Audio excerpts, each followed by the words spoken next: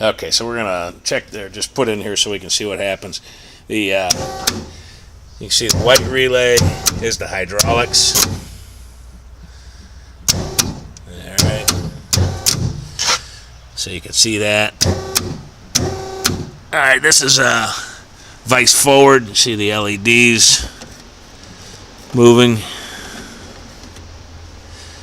So this is yeah, vice forward. This is vice backwards. And that's an automatic, so it automatically started its program. So now you can see what's happening during automatic, all the LEDs that are lit.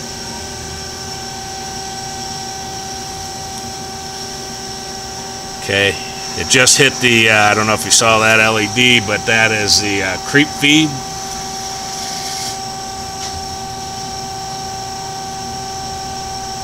Alright, so this is what I was telling you about. If it freaks out, this here, it's totally locked up. There's nothing on here, so we're going to power this off.